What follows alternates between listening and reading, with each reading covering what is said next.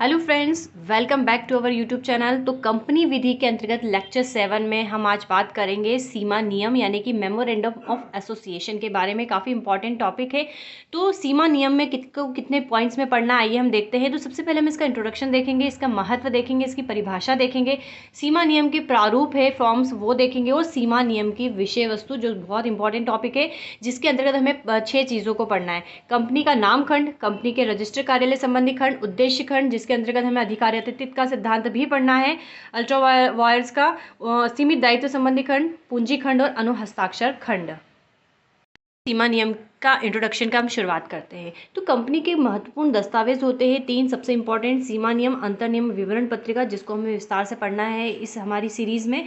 तो इन तीनों से क्या होता है, उस कंपनी की संपूर्ण जानकारी प्राप्त हो जाती है, और ये वह तीनों जो चीज़ें हैं, प्रवर्तक जो कंपनी के होते हैं, जो हम प्रीवियस वीडियो में देख चुके हैं, वो तैयार करते हैं और रजिस्ट्रेशन के टाइम पे कंपनी के रजिस्ट्रार को भेजते हैं। एक्चुअल में इसमें क्या होता है, तो हम सीमा नियम की ही बात करते आ जाते हैं। तो सीमा नियम में कंपनी की मर्यादाएं, सीमाएं, शक्ति, अधिकार, उद्देश्य और कंपनी के कार्य क्षेत्रों का लिखित वर्णन होता है, और अन्य संस्थाओं से इसके क्या संबंध है वो लिखे रहते हैं। तो इसका बेनिफिट ये होता है कि जो अंशधारी होते हैं, शेयर होल्डर्स होते हैं, जो ऋणदाता होते हैं, जो इच्छुक व्यक्ति होते हैं, जो कंपनी से व्यापार करना चाहते हैं, तो उनके लिए मार्गदर्शक का काम करता है। यानी कि किसी भी कंपनी का अगर हम उससे व्यापार करना चाहते हैं, तो उसकी सीमा नियम को हम देखकर पता लगा सकते हैं कि उसका क्या कुछ है। इसीलिए इसको कंपनी का चार्टर भी कुछ विद्वानों के द्वारा कहा गया है। कंपनी के महत्व को हम पामर, लॉर्ड केयन्स और लॉर्ड मैकमिलन के शब्दों में समझते हैं। तो पामर कहते हैं कि सीमा नियम प्रस्तावित कंपनी से संबंधित एक महत्वपूर्ण दस्तावेज है। लॉर्ड केयन्स का कथन है कि जो सीमा नियम वह क्षेत्र है जिसके बाहर जाकर क्या है, कंपनी कार्य नहीं कर सकती है, और इसके अंशधारी अपने जो प्रशासन है उसके लिए विनियम बना सकती है जैसा वो उचित समझे, या हम कहें कंपनी की आधारशिला होती है। ये कहा है लॉर्ड केयन्स ने। लॉर्ड मैकमिलन कहते हैं कि जो सीमा नियम में कंपनी के निर्माण संबंधी आधारभूत बातें दी जाती है, और ये कंपनी के कार्यकलाप का विस्तार और सीमाओं का वर्णन करता है। तो इनको जानकर जो है हम सीमा कंपनी के बारे में जानकारी प्राप्त कर सकते हैं। तो आइए इसकी परिभाषा को देखते हैं। कंपनी अधिनियम 2013 की धारा 256 के अनुसार हम सीमा नियम को की परिभाषा समझ लेते हैं, जिसमें इसको एक्सप्लेन किया है, जिसके अनुसार ये कहा गया है कि सीमा नियम क्या है। तो जो पिछले कंपनी विधान के अंतर्गत, यानी कि पूर्व कंपनी विधान के अंतर्गत या कंपनी अधिनियम 2013 के तहत बनाए गए हों, या जिसको समय समय पर संशोधित किया गया, वो क्या होते हैं, सीमा नियम होते हैं। हालांकि डेफिनेशन से हम पूर्ण अंदाज़ा नहीं लगा सकते हैं, इसलिए हमने जो इंट्रोडक्शन में पढ़ा है हमें वही चीज़ें लिखना है। अब यहाँ पर हम इसको शॉर्ट में बोल सकते हैं कि कंपनी के मूलभूत सिद्धांतों की जानकारी मिलती है किससे, सीमा नियम से। एशबरी बनाम वाटसन के केस में जो है कंपनी के 2 उद्देश्य बताए गए हैं सीमा नियम के संदर्भ में, कि इससे क्या होता है, सीमा नियम से कंपनी के अधिकारों, कार्य सीमाओं की जानकारी प्राप्त होती है, और इसमें इस प्रकार का जो है विशेष कार्य किया जाता है, रोक लगाई जाती है कि जो कंपनी ने अपने उद्देश्य, कार्य, अधिकार बताए हैं वो उसको परिवर्तित नहीं करे। तो ये एशबरी बनाम वाटसन का कथन है। तो आइए सीमा नियम के हम प्रारूप देखते हैं। सीमा नियम के प्रारूप यानी फॉर्म्स ऑफ मेमोरेंडम की हम बात करें तो धारा 4 में इसका विवरण है कि कंपनी अधिनियम 2013 के अनुसार जो है निम्न फॉर्मेट्स अनुसूची 1 में, इस अधिनियम के अनुसूची 1 में दिए गए हैं, जो हमने टेबल ABCDE करके दे रखे हैं। ठीक है, कंपनी अधिनियम 2013 की अनुसूची 1। प्रत्येक कंपनी को इनमें से जो भी फॉर्म उनके लिए विहित है उसके अनुसार सीमा नियम क्या है, तैयार करके कंपनी रजिस्ट्रार के कार्यालय में दाखिल करना होता है। हालांकि अगर कोई इनमें से कोई भी रैंडमली भी फॉर्मेट अपनाता है तो भी जो है उनके रजिस्ट्रेशन को कैंसिल नहीं किया जा सकता है। चलिए, तो अब हम यहाँ पर टेबल देखते हैं क्या क्या है। तो यहाँ पर 5 टेबल है। अंशों द्वारा सीमित कंपनी के लिए उसका फॉर्मेट दे रखा है। गारंटी द्वारा सीमित कंपनी जिसकी अंश पूंजी नहीं है। तीसरा है गारंटी द्वारा सीमित कंपनी जिसकी अंश पूंजी है। फोर्थ है असीमित कंपनी जिसकी अंश पूंजी नहीं है, और 5वां उन कंपनियों के लिए है जिसकी अंश पूंजी होती है। ये इसके फॉर्मेट दे रखे हैं। ठीक है, चलिए अब हम आ जाते हैं सबसे इंपॉर्टेंट टॉपिक पे कि सीमा नियम की क्या विषय वस्तु है। यानी कि किसी का भी मेमोरेंडम बनाने के लिए हम बोल रहे हैं कि उसके कार्य, उद्देश्य, अधिकार, शक्तियाँ बताने के लिए क्या ज़रूरी है। तो निम्न चीज़ों का जो है समावेश होना चाहिए, जिसमें 6 बिंदु हमें पढ़ना है। कंपनी के नाम खंड, कंपनी के रजिस्टर कार्यालय संबंधी खंड, उद्देश्य खंड, सीमित दायित्व संबंधी खंड, पूंजी खंड, अनुहस्ताक्षर खंड। बहुत इंपॉर्टेंट है। चलिए स्टार्ट करते हैं कंपनी के नाम खंड से।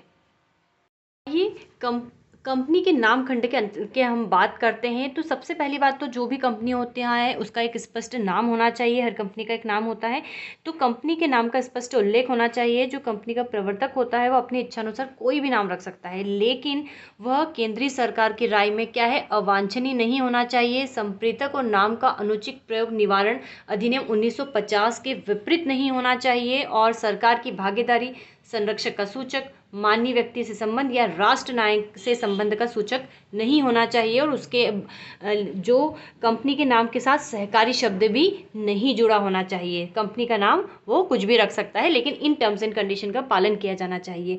और दूसरी निगमित कंपनी के जैसा उसका नाम नहीं होना चाहिए, ना तो उसकी तरह, ना उसके समान, ना उसके लगभग मिलता जुलता, क्योंकि इससे जनता में भ्रम या धोखा मिलने की संभावना हो सकती है।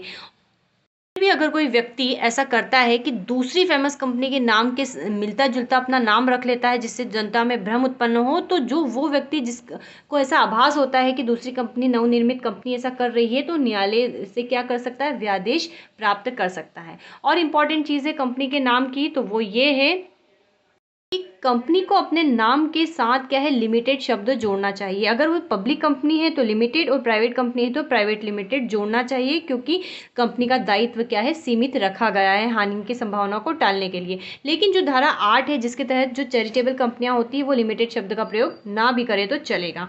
कंपनी का स्पेशल जो नाम है उसका एक ऑफिस या उसके व्यवसायी जो स्थल है वहाँ पर बाहर पेंट किया जाना चाहिए, स्पष्ट शब्दों में लिखा जाना चाहिए कि इस कंपनी का ये नाम है।